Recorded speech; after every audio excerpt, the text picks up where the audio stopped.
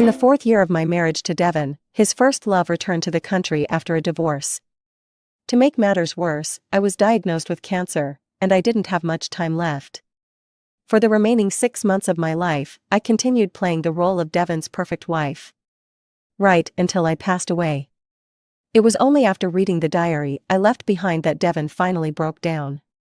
When I got that thin sheet of diagnosis, I stood at the entrance of the hospital, debating whether to call Devon. I hovered over his contact information, tapping in and out of it. Before I could make up my mind, his call came through first. His voice on the other end was as cold and distant as always, but it softened a bit when he said my name. "Carol, I've got something going on tonight. I won't be home for dinner, and I might be back late. Get some rest early." The words I had wanted to say got stuck in my throat. "Okay." Like usual, the conversation was short. The busy signal echoed in my ears, but I kept holding the phone to my ear.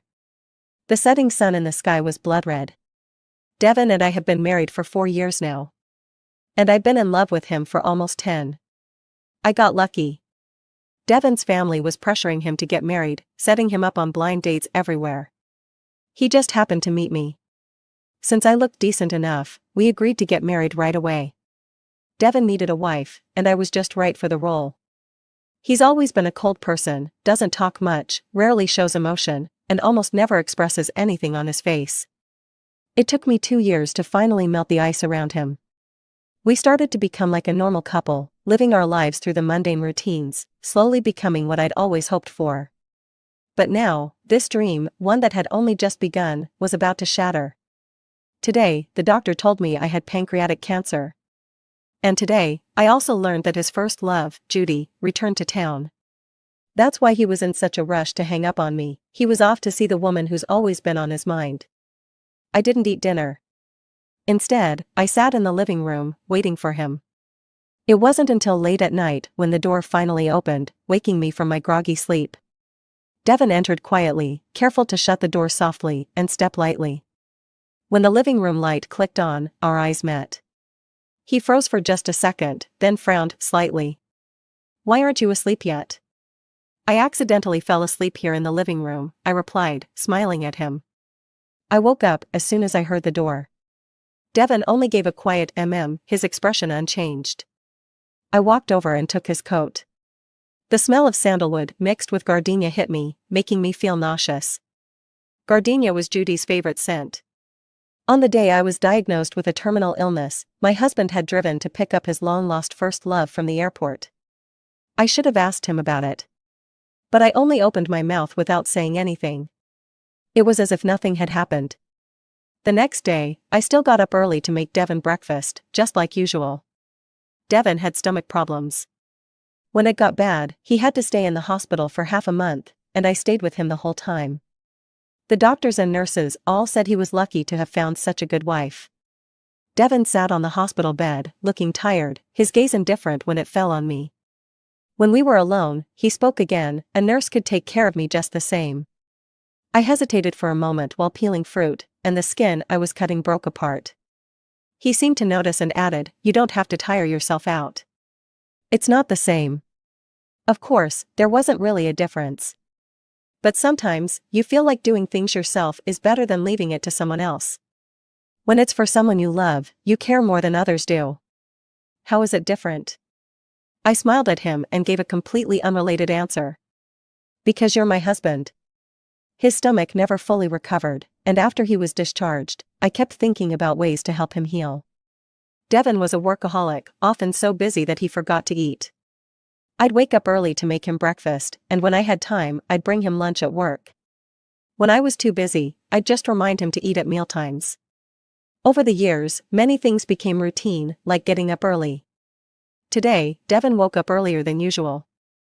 I didn't have time to fix his tie before I saw him rushing out the door with his lunchbox in hand. As he was about to leave, he paused for a moment, turned around, and looked at me standing in the living room.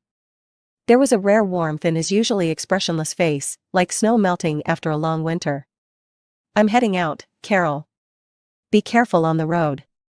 Just like countless mornings before. Bringing Devon lunch today was a spur-of-the-moment decision. I hadn't told him I was coming, but the receptionist at his office recognized me and let me up with a smile. I'd been to Devon's office many times. He had always proudly introduced me to everyone, "This is my wife." There was something a bit old-fashioned about that word, like it carried the weight of vows made long ago.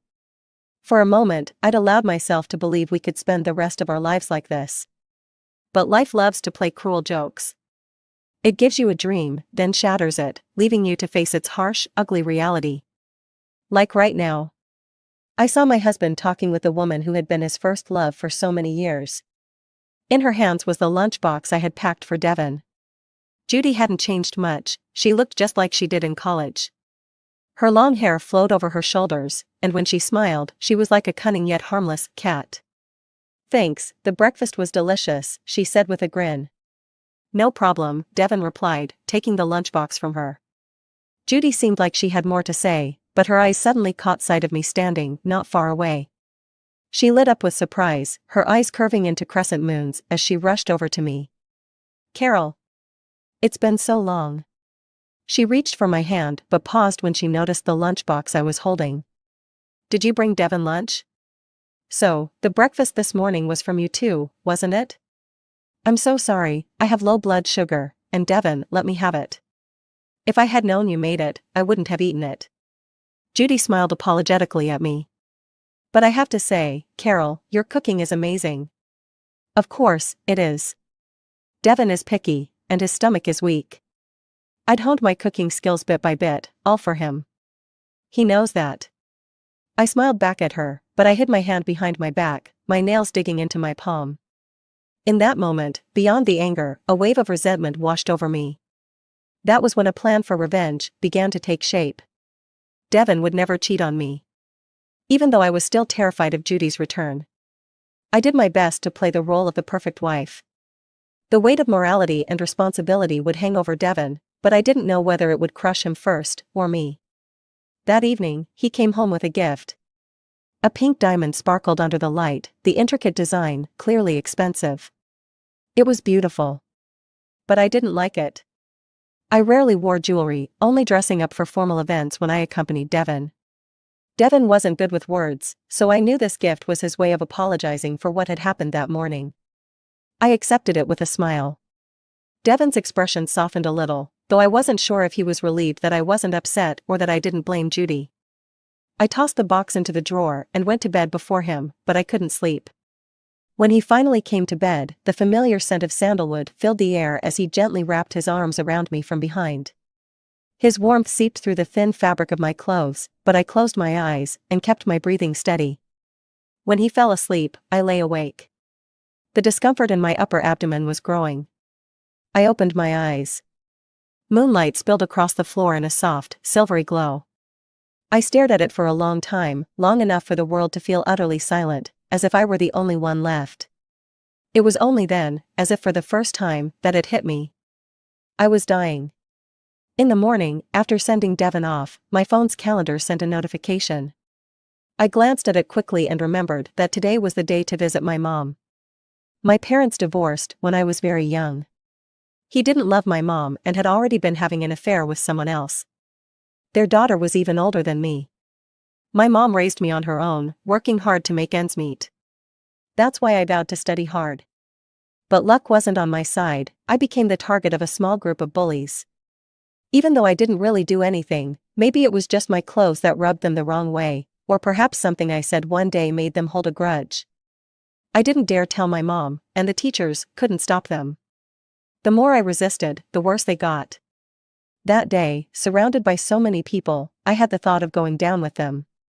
The rough feeling of the brick in my bag gave me a strange sense of calm. The leader, a girl, gave me a contemptuous look. The next second, she was about to deliver her verdict on me. Then Devon showed up. He was smart. He knew this wouldn't be a one-time thing. He consciously protected me, preventing them from trying anything again, and thanks to him, I got through middle school safely.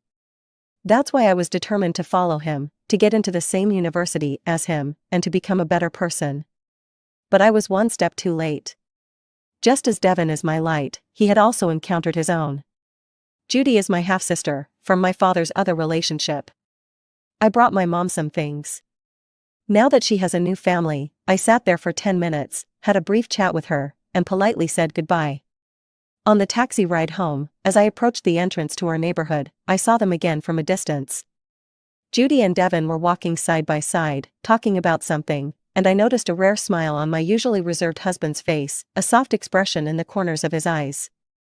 I froze in place. They were laughing, when suddenly, a dirty little dog jumped out from the bushes and barked twice at Judy. They stopped. Judy tried to pet it, but the dog snarled and lunged at her legs, scaring her right into Devin's arms. Devin caught her, his hand briefly resting on her waist before he quickly let go. When he turned his head, he saw me standing there. Judy reacted faster than he did. "Carol." I walked over woodenly. Judy was about to say something, but I bent down first, scooping up the dirty dog from the ground. The little dog seemed frightened too and nestled into my arms without struggling. "Devin," I smiled at him, "I want to keep it." The atmosphere suddenly cooled. I just smiled and repeated, "I want to keep it." Devin went with me to the vet. After the checkup, we found out the dog had many issues. Its bones were fractured, its abdomen had scratches, and there were countless other little problems. But it was very well behaved, letting the doctor examine it without making a sound, just lying there quietly. Devin looked at me, as if wanting to say something but holding back. Even after the checkup, on the way home, he didn't say a word. We left the dog at the hospital, and I gave it a name, Kara. When we got home, the atmosphere between us grew tense. Devin stayed silent, and I too remained quiet. It wasn't until we both entered the bedroom that the warm orange light made the room feel cozy again. I sat on the bed, watching Devin come in wearing his pajamas. The soft light fell on him, softening his sharp features. He rarely showed his emotions. When I did see him smile, it was always just a faint curve of his lips, disappearing as quickly as it came. I didn't know how much Devin actually felt for me. After all these years, I thought maybe he had at least some feelings for me. But those thoughts became laughable the moment Judy returned. "Devin," I suddenly called him. He looked up at me, his expression innocent yet distant. "Do your words still count?" "What words?" "You said, I'm your wife. You said you'd treat me well for the rest of my life." I smiled at him. Devin's gaze lowered, and he said lightly, "Why are you asking this all of a sudden?" "Nothing, just crossed my mind." A dull pain started in my upper abdomen, the ache in my waist worsening at night, with my nerves pulsing in my head like a tightly wound string. "They do." The moment he answered, the lights went out. His warm breath fell on my cheek, followed by a gentle kiss. "Good night, baby." As his breathing gradually steadied behind me, I carefully slipped out of his embrace and turned to face him. Then, by the light of the moon, I traced his features inch by inch, from his brow to his chin. Devin wouldn't cheat on me. But he would always think about Judy. Suddenly, I wondered, after I die, when Devin looks back on this moment, what will he feel? The day I left the hospital, I had so many thoughts, all tangled up into a mess, like a ball of yarn. The first thought that popped into my head was, what will Devin do after I die? He'll have to remarry, eventually. At the time, I thought, if Judy divorces and he loses his wife, the two of them might end up together. And that's okay. But not right now. So, I changed my mind. The first time I met Judy was on my 10th birthday. My mom, for once, had a day off and took me out to eat at a restaurant. The place was fancy, and the dishes were expensive, so Mom only ordered a few. Not far from us sat a family of 3, laughing and chatting, while my mom and I sat quietly. The girl at that table kept laughing, wearing a pretty princess dress and a glowing tiara. Her father was sitting across from her, constantly taking photos. When her dad got up to go to the bathroom, I saw his familiar profile, and the fork in my hand clattered onto the table. My mom noticed my reaction, followed my gaze, then calmly looked away. "Do you want to go say hello?" she asked, her voice steady. "After all, he is your dad." When my dad returned to his seat, the little girl ran up to greet him, and he scooped her up in his arms. Their faces were lit with beaming smiles. I shook my head. My memories of Dad were vague. He had never been affectionate with me. When I tried to get close to him, he would coldly reprimand me. The fractured image of a father confused me for a long time. It wasn't until later that I understood, he simply didn't love me. Everything that seemed out of reach to me was easily within Judy's grasp. I kept pretending everything was fine with Devon. Sometimes I'd catch the scent of gardenias on his clothes. Occasionally, I'd see Sun Yan's IG posts, with glimpses of Devon in the background. Subtle, but unmistakable. I would linger on each post for a while, then give it a like. But I never said anything. Just like before, I maintained the calm surface, though underneath, I could feel a storm brewing. But unlike before, I quit my job, we had a dog now, and I picked up the habit of keeping a diary again. Every day I'd write, documenting the dull details of daily life and my health. I started having sleepless nights, and my abdomen constantly ached. I cooked meals for Devon every day, but when it was time for me to eat, I would just stare at the food for a long time, without any appetite. When I visited my mom again, we only talked for about 10 minutes as usual. Before leaving, I secretly slipped a bank card with the password into a book on the table. It contained most of my savings. That was the last time I'd visit her. She walked me to the door, her eyes lingering on my face, and then she added, "Take care of yourself." "Thank you. You too. My mom will be fine." She didn't love my dad, and she didn't love me, but she still took on the responsibility of raising me, ensuring I grew up healthy. Later, karma caught up with my dad, he went bankrupt. But my mom's luck turned. She married someone she loved, had a son, and the three of them are very happy together. That night, Devon came home early. I had just finished cooking when he arrived. The dishes were still steaming on the table. It had been a long time since we'd eaten together like this. Ever since Judy came back, he'd been busier and busier. Devon was always well-mannered, silent while eating and resting. I used to think it was nice to just sit together in silence like that. Devon was calmly picking at his food, while I only took a couple of bites, before losing my appetite. A dull pain started to spread across my abdomen again. Just then, Kara came trotting downstairs and slipped under the dining table. I put down my chopsticks. Devon glanced at me, and I explained, "I'm going to get some dog food for Kara. Kara's room is on the second floor." I had cleaned out an old storage room to make a cozy little den for her. Her food bowl was empty, so I refilled it, and she happily wagged her tail, head down as she ate. Watching her put me in a slightly better mood. Suddenly, the pain in my abdomen worsened, and I felt a metallic taste rise up in my throat. I covered my mouth with my hand, and when I pulled it away, the sight of crimson blood stung my eyes. Kara stopped eating and ran to my side, barking at me. I grabbed a tissue to wipe away the blood, crumpled it, and tossed it into the trash can. I squatted down and patted her head, reassuring her softly, "I'm fine." She barked a couple more times, stopped eating, and jumped onto me, pressing her little body against mine. I picked her up, and she stopped barking, snuggling closer to me. The doorframe suddenly creaked. Devon was standing at the doorway, watching us. His voice was gentle, "Let's eat first." I had no appetite but forced myself to finish the meal. Devon went to wash the dishes. When he came back, he saw me playing with Kara on the couch and sat down next to me. "Carol, I've been really busy lately. Once things slow down, how about we go to the islands together?" I was rubbing Kara's ears and replied, "Sure." Going on a vacation to the islands with Devon had always been on my bucket list. We used to be so distant from each other. Even after we got married, we never went on a honeymoon. Life went on as usual, with work and routine. Later, as our relationship improved, I kept thinking about how I wanted to go to the islands with Devon, as a kind of delayed honeymoon. I never told him this little dream of mine, only mentioned a few times that we should go somewhere. But the workaholic always had a packed schedule, so it kept getting postponed. Now, it was him who brought it up. From the corner of my eye, I saw him looking at me, his sharp eyes slightly softened. I pretended not to notice. He spoke again, "There's a dinner party next Wednesday. Are you free to come with me?" I hesitated for a moment, then quickly regained my composure. "I won't be going." Devon didn't press for a reason, just nodded. My gaze stayed on Kara, ignoring Devon. Judy had just returned from abroad, and her social circle was still small. She wouldn't miss such a good opportunity.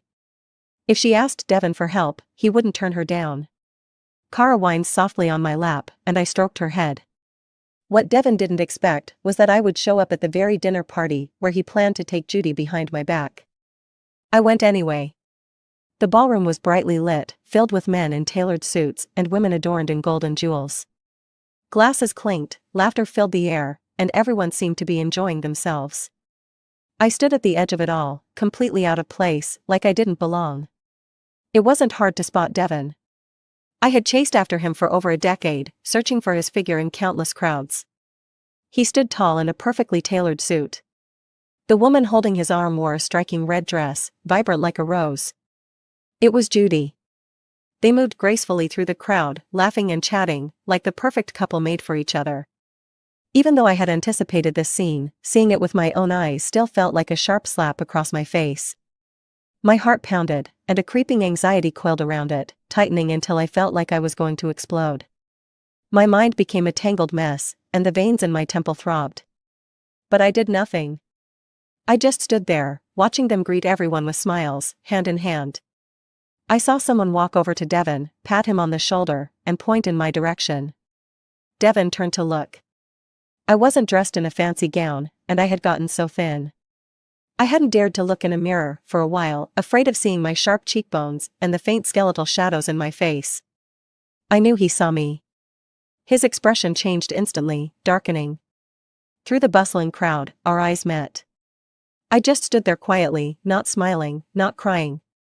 When I saw the look on his face, how he let go of Judy's hand and tried to make his way over to me, struggling through the crowd, I suddenly smiled at him.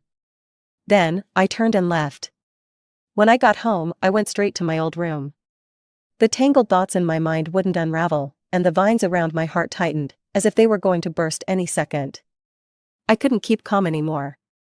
I swept everything off the desk, sending them crashing to the floor with a loud noise. It wasn't enough. I yanked books off the shelves, tearing pages out. They fluttered to the ground like snow falling at the wrong time. Still not enough. I grabbed the small trinkets, the makeup, the skincare products, the delicate souvenirs Devon had brought back from his business trips, and even the building blocks we had pieced together. The desire to destroy was overwhelming, and my emotions were wreaking havoc inside me. The room was a complete mess, chaos mirroring the ruins of my broken life. When I finally came back to my senses, the scissors were pressed against my arm. Kara was at my feet, barking frantically. Her sharp little cries filled the air, but when I looked down at her, she suddenly went quiet, opening her mouth in a goofy smile. The scissors clattered to the floor. Kara jumped onto my lap, barking and pawing at me. I mechanically scooped her up, and she snuggled into me, her small body warm against mine. I held her tight, and suddenly, the tears came. All the impulsiveness faded away, leaving behind nothing but a deep, bottomless void in my heart. Such torment. By the time Devon came home, I had already cleaned up the room. He wanted to talk, but I sat on the couch, smiling at him. I knew he wanted to explain, but didn't know where to start. I had been by his side for 4 years. Navigating the social circles, Devon was never great with words, but he was logical. Everything he said came out cold and detached. It was me who taught him how to deal with people, how to handle those slick businessmen. Now, he navigated these occasions with ease, but once outside the business world, he still rarely spoke. I used to think I loved him no matter what, but now, I wonder if it's just that he has nothing to say to me. I smiled and cut him off before he could start. It's okay. I know Judy just got back and doesn't have many connections yet. You wanted to help her, so you took her to the dinner party.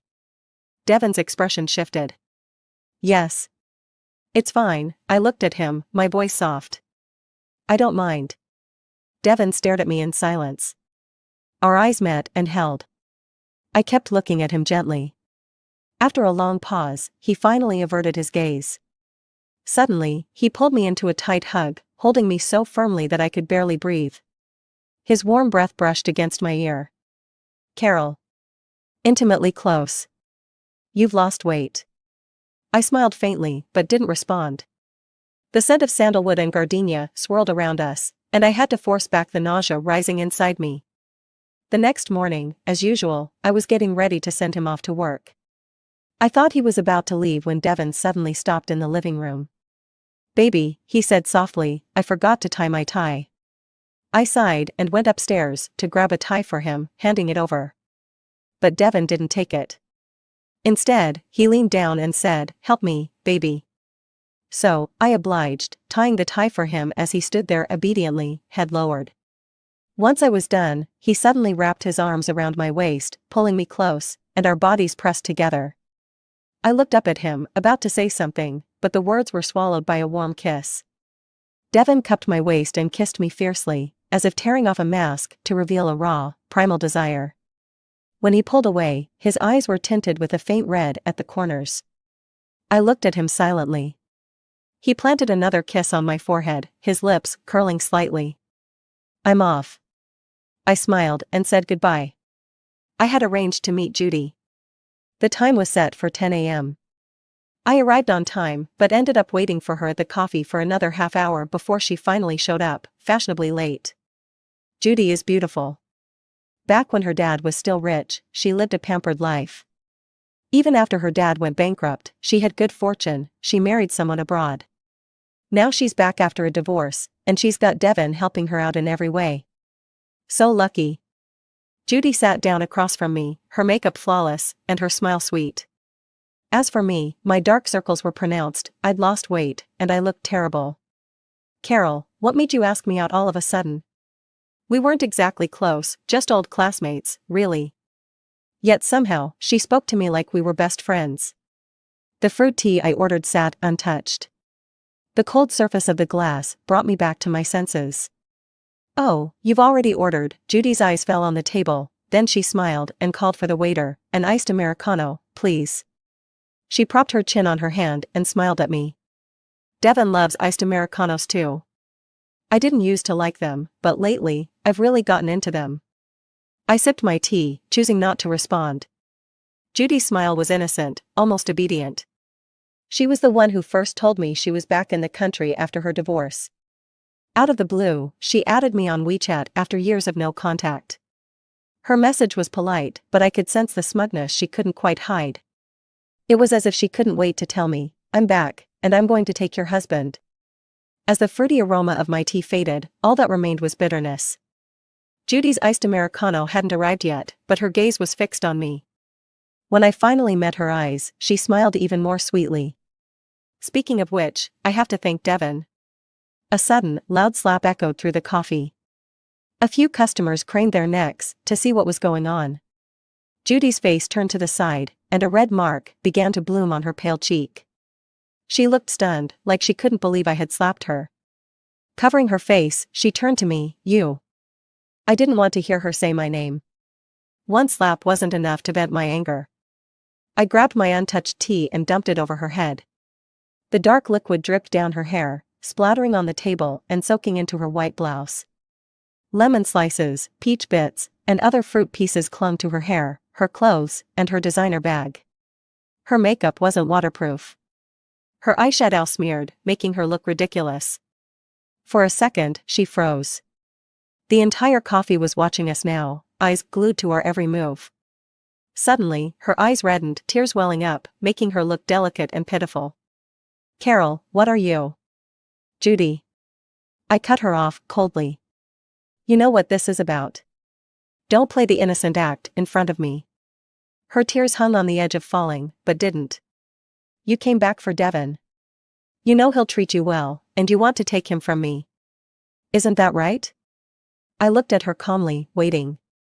Her face turned white for a moment, but then she quickly regained her composure. She pulled a tissue from her bag and started wiping the mess off her face, slowly and deliberately. "That's right." Judy looked at me, a confident smile tugging at her lips. She lowered her voice, "Carol, you can't force love." It was out in the open now. I looked at her and suddenly found myself laughing. "You're right. Judy, how about we make a bet? If you win, he's all yours. I'll break up with him, and you won't have to worry about being labeled the other woman." Judy looked at me silently, then smiled sweetly. "Sure." Devin came home while I was writing in my journal. When I heard him open the door, I set my pen down and slipped the journal into the drawer. Devin had been coming home early a lot lately. Sometimes at night, he'd even come with me when I took Kara for a walk. That evening, I was sitting on the bed reading when he suddenly snuggled up beside me, pulling me into his arms. I leaned into him, feeling the warmth of his body, slightly warmer than mine. He rested his chin on my head, looking at the romance novel I was reading. We got to the part where the male lead stood up for the female antagonist, and she slapped the female protagonist. The protagonist cried, "I'm your wife." Devon's arm around my waist tightened slightly. I turned the page, pretending not to notice. The story continued, with the male lead repeatedly supporting the antagonist, while the protagonist became more and more heartbroken, until she finally decided to leave him. The male lead had a sudden change of heart and began to chase after her. Eventually, they had their happy ending. By the time I finished the book, it was late.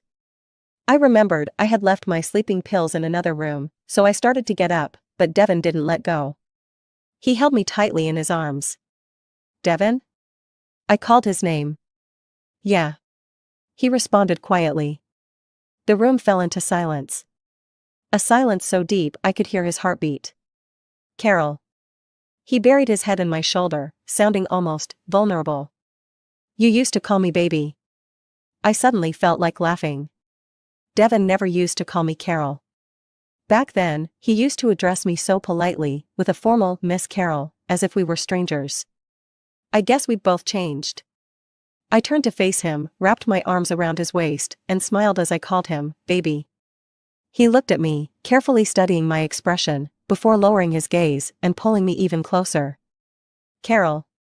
I never knew Devon could be so affectionate. But if he truly loved me, then why was he so devoted to Judy? It had been a week since I met with Judy. Our wedding anniversary was approaching, and Devon was clinging to me more than ever. On the 100th day of my journal, the same day as our anniversary, Devon did something special. I had casually mentioned something before, and he remembered it. He came home early and spent the whole afternoon cooking in the kitchen. I took Kara out to play, and when I got back, the house was beautifully decorated. The food on the table smelled delicious, and Devon stood by, smiling softly at me. "Carol, welcome home." Roses and music, cliché but romantic. There were 2 plane tickets under the champagne, for the day after tomorrow. I glanced at Devon, then at the tickets, and smiled. The clock on the wall showed 8 p.m. Everything was perfect. Until Judy called. She was crying, her voice pitiful and delicate. She used the nickname they had once shared. "Devon, I'm really struggling. I'm here all alone and don't know anyone. Can you come and help me, please?" "Devon." The romantic mood shattered. Devon glanced at me. And in that one look, I understood. "Sorry. I'll just drop her at the hospital and be right back. It won't take long." I asked him just one thing. "Can you not go?" Devon looked at me, but didn't say anything. The atmosphere froze. His smile disappeared, and he turned back into the Devon from 4 years ago. Cold. A stranger. He broke eye contact and tried to reassure me. "I'll be back soon. I won't miss our anniversary." We were at a standoff. In the end, I gave in. "Fine." Devon turned and walked toward the door, and I stood in the living room, watching his back. He looked back at me. I smiled. Just like I had countless times before, like a dutiful wife sending off her husband. "Drive safely," I said. I watched him disappear into the night, while music still played softly from the speakers. I grabbed the speaker and smashed it to the floor. The loud crash left the living room eerily quiet. Then I turned and went back to my room. Devon wouldn't be coming home tonight. I knew that. Judy had won the bet. But I hadn't lost either. Back in my room, I locked the door and took out my journal, flipping to the most recent page. The final page. But when I tried to write, my hand felt heavy, as if I couldn't continue. Everything in my head scattered, like an indecipherable code. My abdomen, head, and heart all seemed to have been cut open with a knife. I suddenly felt very cold, as if the cold came from my bones. My hand holding the pen was shaking a little, but I still wrote stroke by stroke. August 25th. Today is our wedding anniversary. Devon cooked for me, and even decorated the house. He was planning to take me to a tropical island for a vacation. The celebration hadn't started yet when Judy called. Devin went to see Judy. He left me behind. I'll never make it to the island now. Goodbye, Devin. Tears fell onto the paper, smudging the ink. But I didn't feel any sadness. Those tears were born out of pain. I've lived my life on love. The love of others, and my own. Since no one loves me, I've survived solely on my love for Devin. I used to love him so much. But after all that love was drained away, all that's left is this empty shell. Like a candle burned to its end. I won't last much longer. My last bit of love for Devin disappeared entirely today. As I finished writing the last word, I sat at my desk and laughed, a real, hearty laugh. My part in this play ends today. Why did I keep it from Devin? Why did I keep pretending not to see the affair? Why did I give Judy the chance? The gift I gave Judy wasn't a vine to climb higher, it was a sharp and deadly knife. No living person can compete with a dead one. It's okay if Devin doesn't love me. But he'll never forget me. He'll carry the guilt for the rest of his life. I'll make him feel ashamed, make him regret everything. I'll make him read this diary over and over, relive my emotions again and again, and spend the rest of his life remembering how, while his wife was dying of a terminal illness, he pushed her deeper into despair. This absurd drama, driven by my death, will now climax with Devin and Judy. The hard sleeping pills caught in my throat, making me uncomfortable, but I forced myself to swallow them all. On the table, alongside my diary, was a recipe book I'd carefully written for him. His stomach's sensitive, and he's picky about food. Over these 4 years, I've learned what he likes, bit by bit. That's my final gift to him. I quietly lay down on the bed, hands folded, waiting for death to come. The room was silent. Until I heard a dog barking outside the door. Something heavy hit the door repeatedly, making dull thudding sounds. I stared at the ceiling, ignoring everything. Kara kept barking. But sleepiness began to take over my brain, and my consciousness started to fade. Devin suddenly felt a wave of panic, like he was about to lose something precious.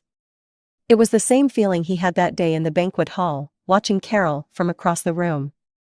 Her face was pale, her body frail, like she might leave him at any moment. Only one thought echoed in his mind: hold on to her.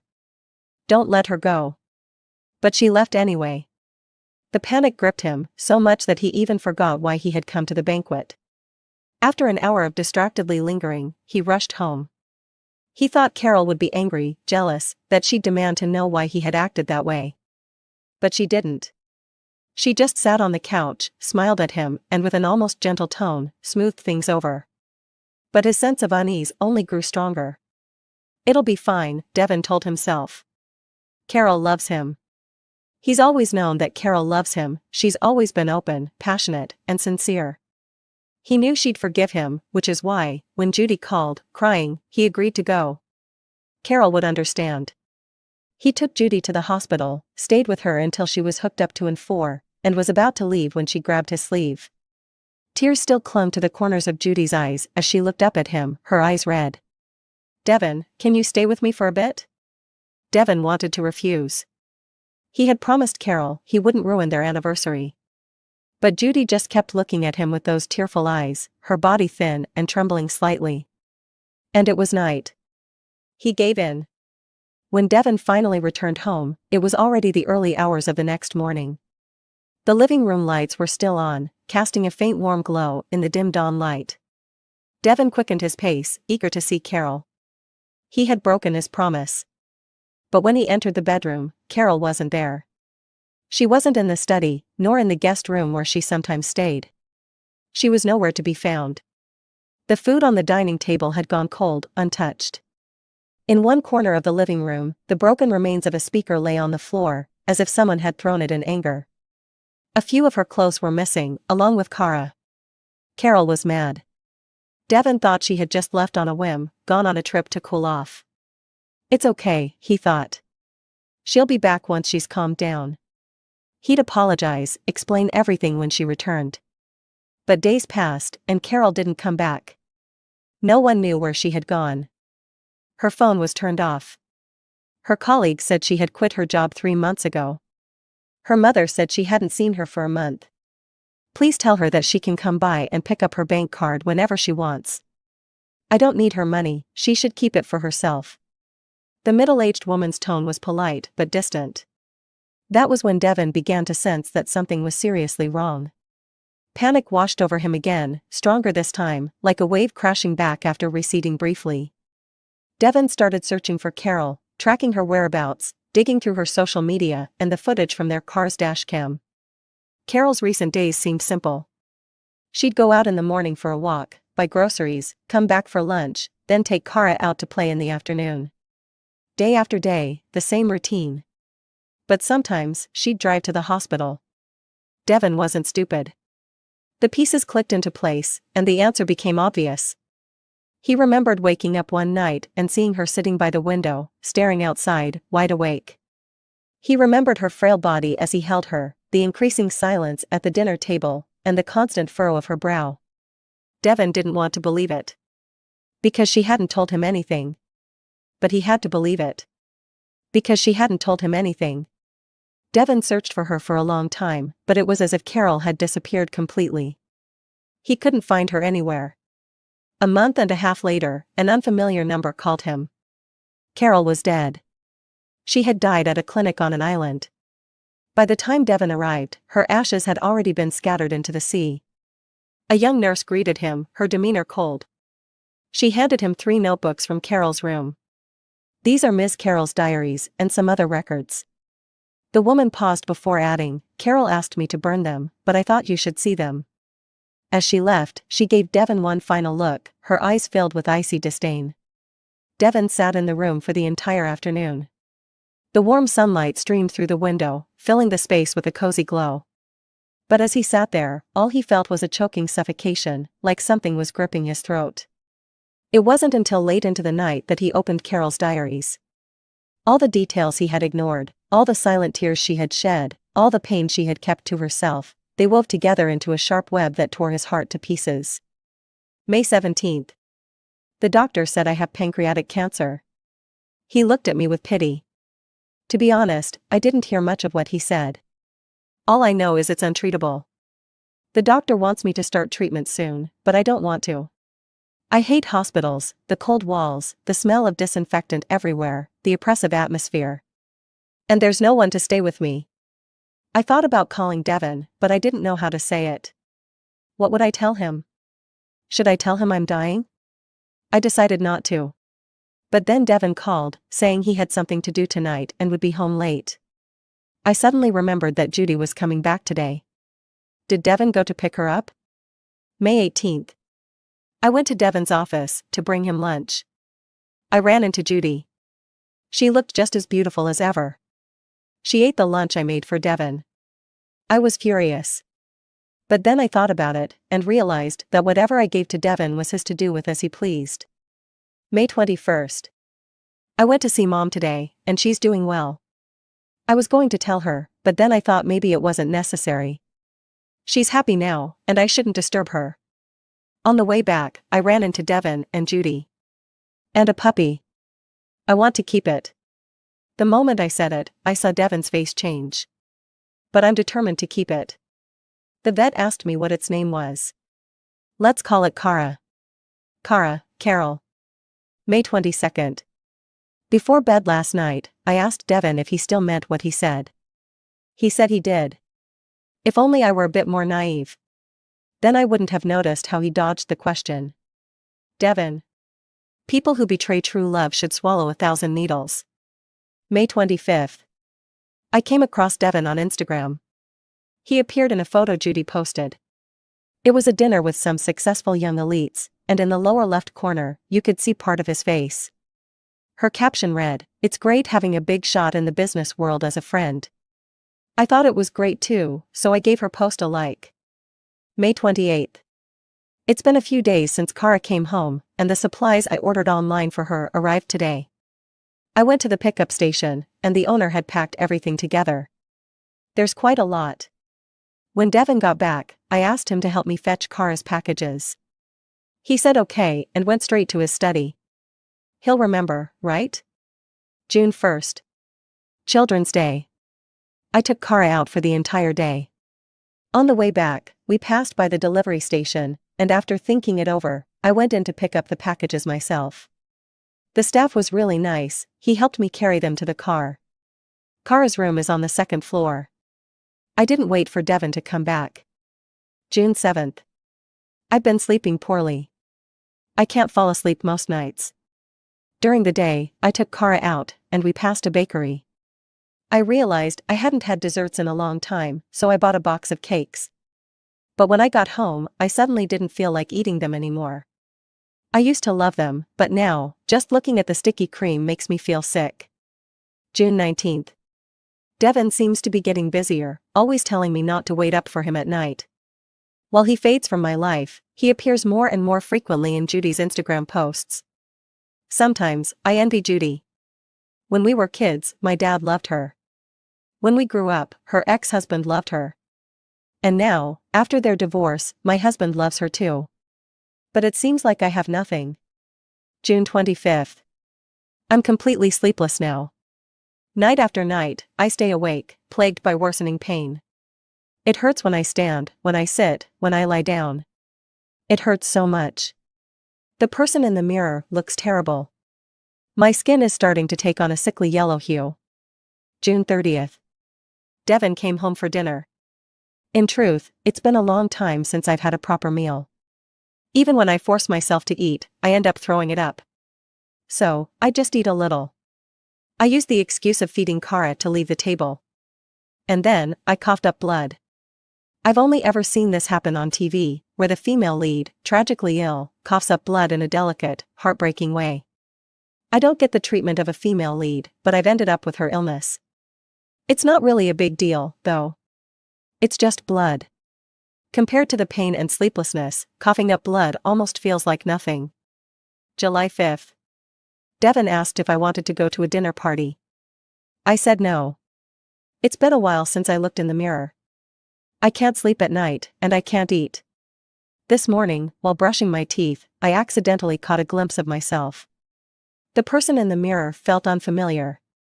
My cheeks have hollowed, my cheekbones are a bit too prominent, and there are dark circles under my eyes.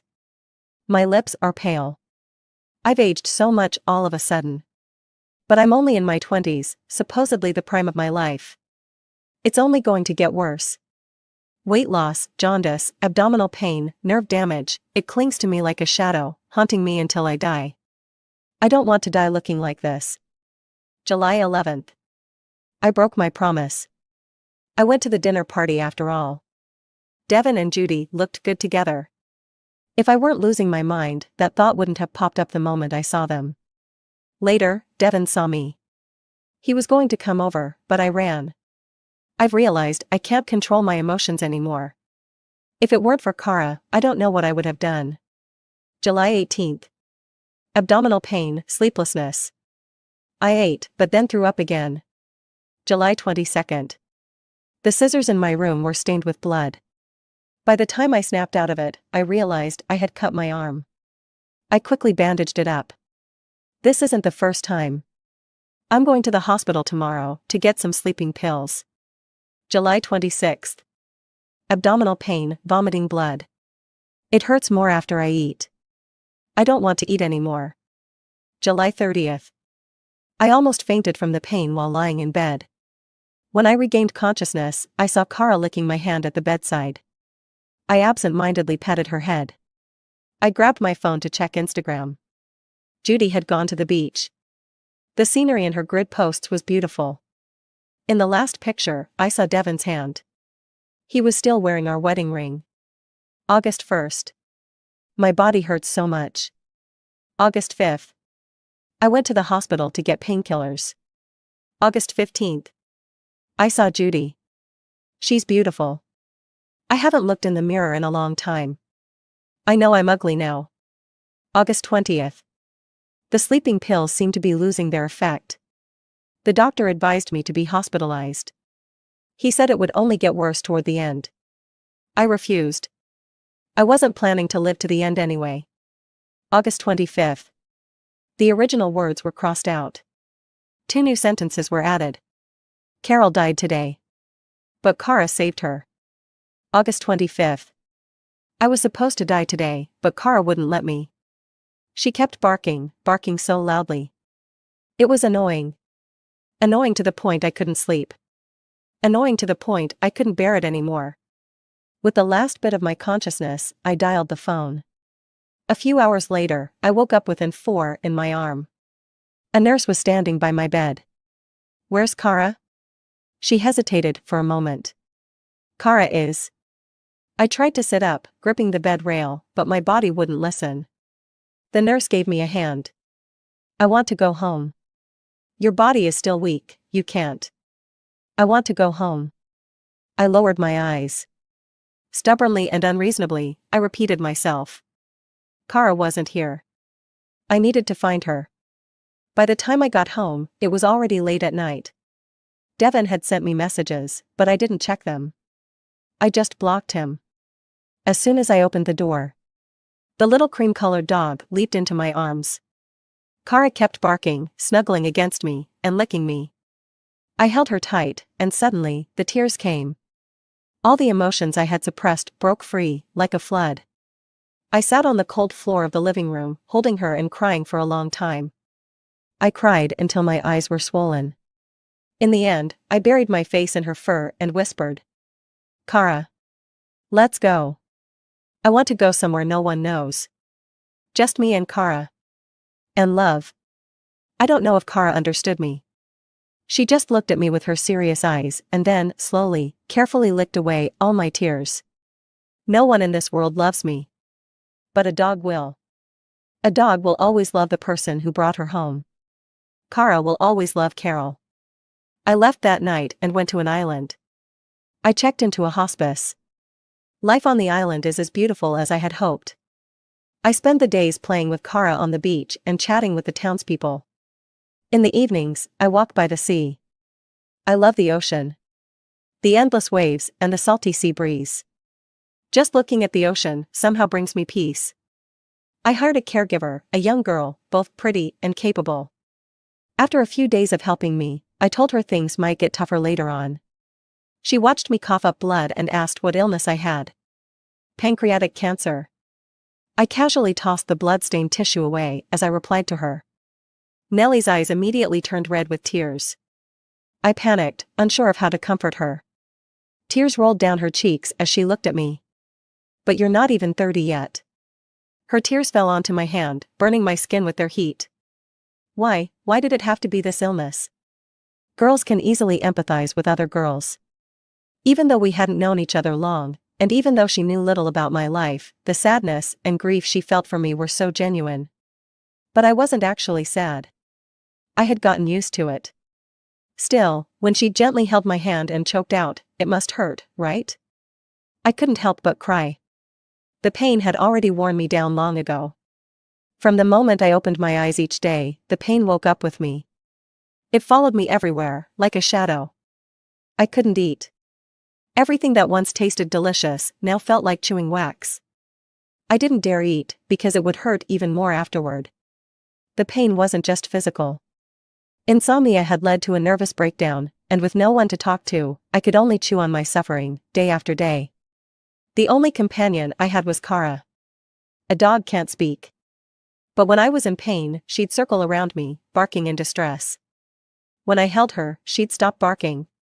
She'd just quietly lick my hand. "It hurts," I told Nellie.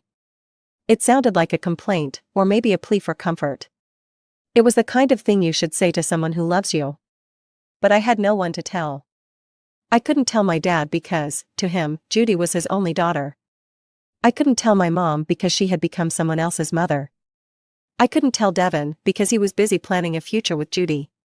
In the end, I told someone I wasn't even that familiar with. I had stopped going to the hospital for treatment. It would only prolong my life of suffering. I lived on painkillers and sleeping pills. Day by day, I wasted away. When I occasionally looked in the mirror, the person staring back at me had yellowed skin and a gaunt face, looking nothing like a girl in her 20s. Life had become like a flower wilting too quickly. I could barely walk anymore. Nellie pushed me out every day to sit in the sun and watch Kara play on the lawn. Sometimes I'd have her push me to the beach for a walk, to feel the sea breeze. Kara didn't mind that I was ugly and always wanted to lick my face. But I didn't let her anymore. Nellie didn't ask about my illness anymore. She just chatted with me about my past, her past, gossip, anything and everything. One day, while tidying up, she found the wedding ring I kept in my drawer and gasped, "Carol, you're married?" "Yeah. So your husband?" She trailed off, sensing something. I just smiled. "He doesn't know. He didn't know I was sick. He didn't know I had secretly come here." "Are you divorced?" Nellie blurted out, then quickly covered her mouth in regret. "No." "Then why?" I smiled again, not answering her question, and changed the subject. Life on the island passed quickly. Happiness is always fleeting. I started to lose strength. The painkillers no longer worked. The pain had become unbearable, and I couldn't eat anything. I had hidden a knife in my room. Sometimes I'd hold it against my wrist, but when I looked at Kara sleeping nearby, I'd put it down again. Living had become a form of torture for me. I rarely went outside anymore. But lying down hurt, too. Nellie would come and chat with me, telling me gossip from the town. Her neighbor's daughter had a falling out with her boyfriend, and they were arguing every night. Later, the girl tried to end her life at home to force her boyfriend not to break up with her. It was chaotic and hysterical, making a big scene at the hospital. Nellie sighed, it was terrifying. How could anyone use their own life to save a relationship? Because they once loved too deeply. Then it became an obsession. That's why they couldn't let go, even if it tore them apart. I smiled at her. I used to be like that too. When you've never been truly loved, you end up craving love all the more. Nellie looked at me in shock. I can't imagine it. You're so gentle. That's because I have Kara now. Talk to her more, Nellie, I said. In the end, she'll have to let go. She still has time, and if she cuts her losses now, she can start over. But I don't have that chance anymore. I really couldn't hold on any longer. I asked Nellie to take me for a walk. There weren't many people at the beach that evening. We walked a bit, then stopped. The road was quiet. Kara didn't bark. When she pushed me back to my room, Kara followed us inside. I hadn't let her into the room for days. She ran to my bedside and tried to jump up to snuggle me. I asked Nellie to take her away. But Kara wouldn't let her. She dodged left and right, baring her teeth and growling fiercely at her. "Kara." I called her name softly. She quieted down, her eyes filled with inexplicable sadness. I glanced at Nellie. She picked up Kara and took her out. I heard a few more barks from outside, growing fainter. I remembered the first time I met her. She was filthy. So thin and pitiful. The vet later said she was riddled with problems and had been abused. I wish I had found her sooner. The pain blurred my consciousness. I hoped in the next life, I could take Kara home earlier. Let her be a happy, healthy little dog. One who never goes hungry or cold, and never gets hurt. And maybe, in the next life, I could learn to love myself sooner. Epilogue. When Nellie opened the door, a tall, slender figure was standing outside, covered in a layer of frost. It was Carol's husband. No one knew how long he had been standing there, but when he saw her, he gave a stiff smile, like a wind-up doll. "Miss Nellie. Could you take me to the places she liked to visit?" Nellie didn't respond. She didn't like this man. Carol had always been tight-lipped about her marriage, and Nellie had only been able to get small hints about her relationships. Of course, she was curious. One day, while helping Carol tidy up, Nellie had knocked over a book from her table. A notebook had fallen out and opened. She admitted she was curious. She glanced at it while picking it up. It was Carol's diary. A diary of her secret love. Devon's name filled most of the pages. In her early 20s, still full of imagination, Nellie pieced together Carol's story from her casual remarks, an unrequited love that had lasted for years, ending with her marrying someone else. But when the man came to handle Carol's belongings, he was wearing a wedding ring identical to Carol's. And when Nellie saw him sign his name, Devon, she was stunned. If Carol had married the man she had loved for so long, then why had she come here to die alone? What had happened that she never saw the love of her life again before she passed? Nellie couldn't figure it out. But instinctively, she hated this man. She refused. But when she opened the door on the 5th day to see him standing in the yard again, Nellie finally relented. Devon followed Nellie to the places Carol often visited. A park full of people, a corner coffee, a road around the island, and a beach. The park was where she took Kara to play with other dogs. At the coffee, she'd sit for hours. The road was near the nursing home. Before she needed a wheelchair, she could walk even farther. The beach was where she stayed the longest. She and Kara, side by side. Resting quietly, like two statues. Devon walked back and forth, imagining the conversation over and over again. 5 days later, he knocked on Nellie's door once more. An inexplicable fear crept over him as he hesitated. "Miss Nellie, could you talk to me about Carol?" The person in front of him suddenly changed her expression, her hand on the doorknob trembling. After a long silence, he finally heard her say, "No." The usually indifferent girl was now visibly emotional, her eyes turning red. "What is it that you want to know? Do you want to know how she struggled through her illness all alone? Or how she died with only a dog by her side? Or perhaps you want to know just how much pain she endured, tormented by cancer until she was unrecognizable?" Carol never cried out in pain. But Nellie could see the veins bulging on her forehead and the cold sweat.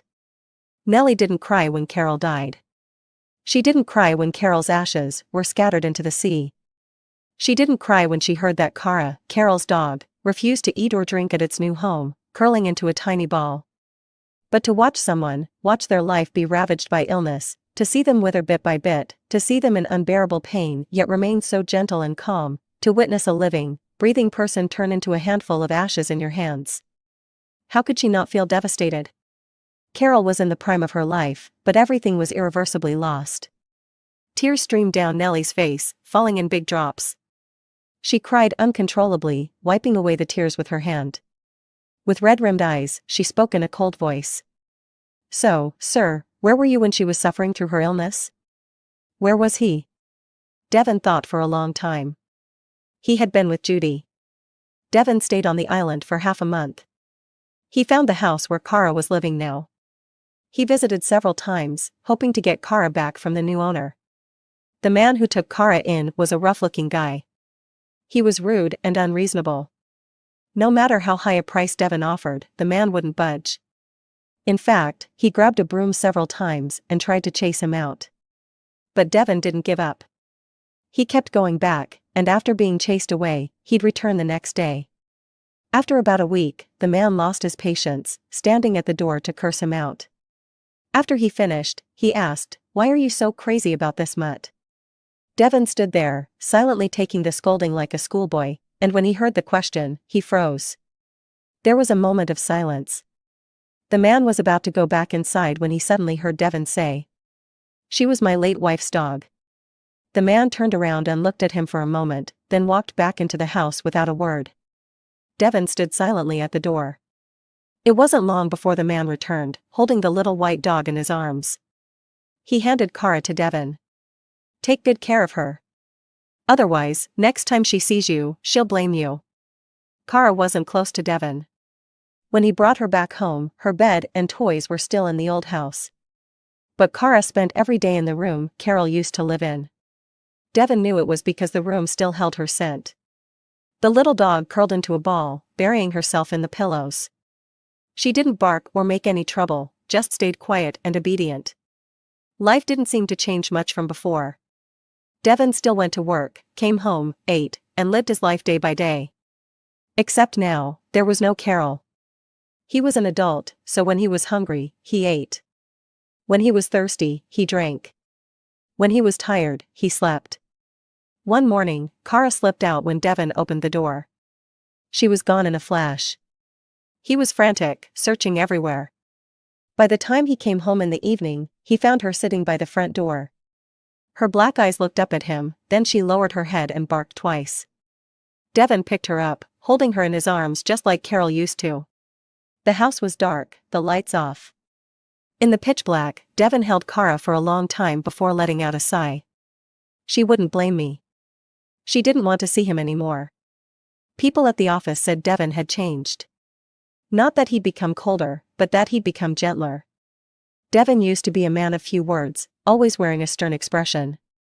But lately, he smiled more often. Even over small matters, he'd offer a few kind words of praise.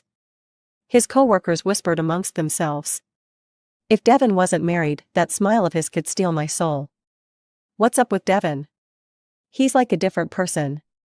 Maybe, a girl said with a smile, holding her coffee. Devin's been influenced by his wife. Devin's wife was a beautiful woman. Whenever they saw her, she was always smiling, gentle and kind, but also very capable. Sometimes, when she visited, she would greet everyone without a hint of arrogance. Speaking of, it's been a while since we last saw Carol. Devin walked past the break room, and that was the sentence he overheard. Time seemed to freeze at that moment.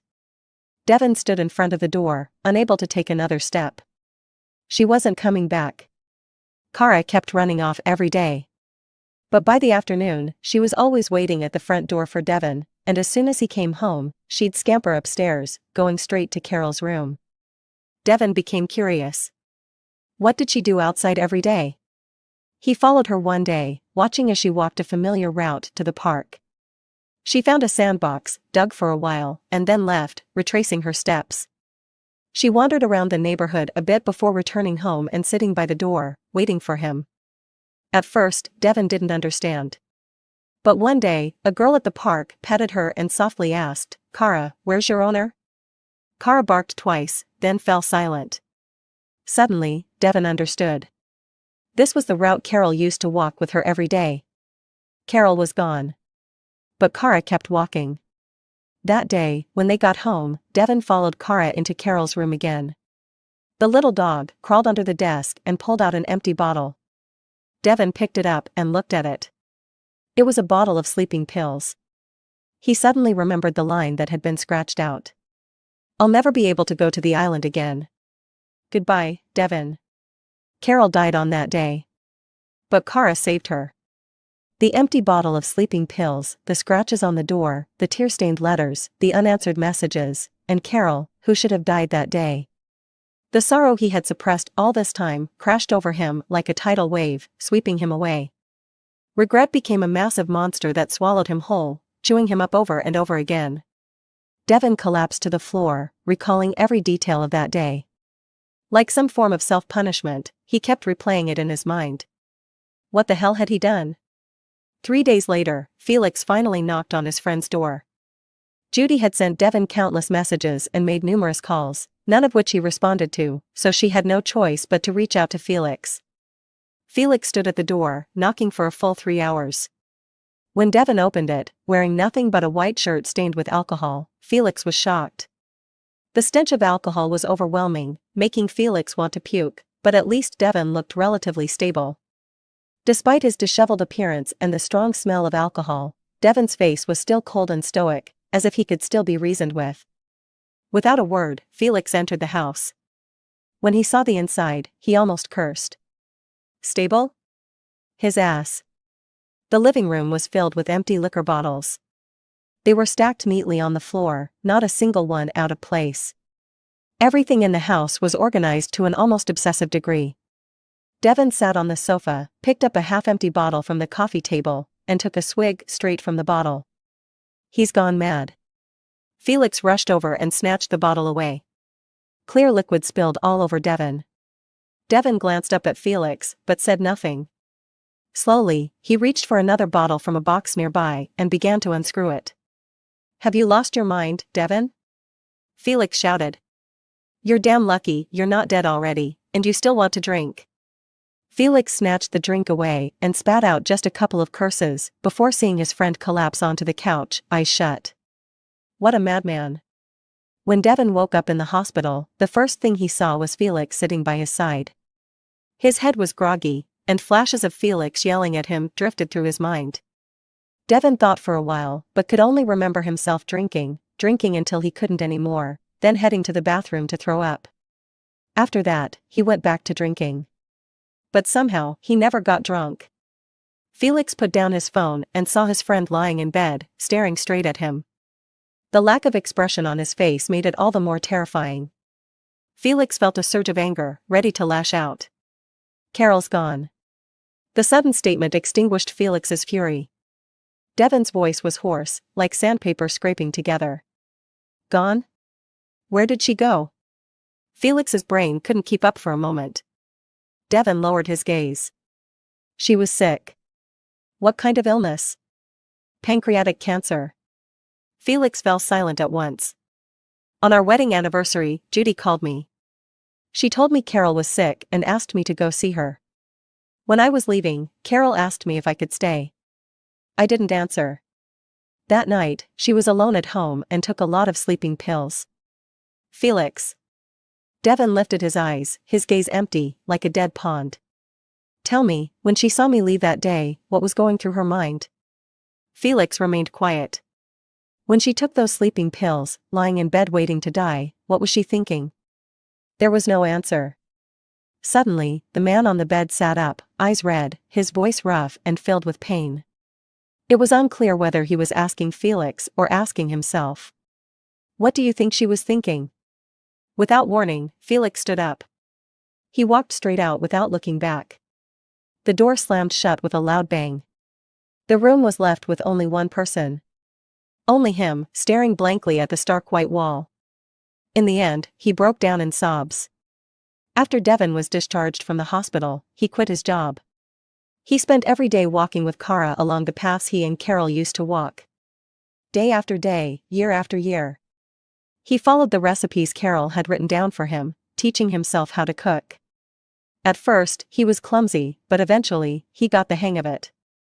Still, no matter how good he became, it never quite tasted the same as when Carol made it. Later, he started having trouble sleeping too.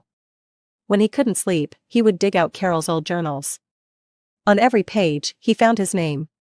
He'd read them over and over again. Sometimes laughing, sometimes crying. It turned out she had quietly loved him for so many years. Eventually, Kara couldn't walk anymore either. She was a stray to begin with, her body was riddled with problems, and her lifespan was short. If Carol hadn't brought her home, she would have died 2 winters ago. Now, she didn't even leave the house anymore. She curled into a tiny ball every day, lying on Carol's pillow. Devon stopped going out as well. After eating, he'd just sit with her. On the day Kara passed away, Devon was by her side. The little dog suddenly struggled to its feet, trembling, and barked twice at something.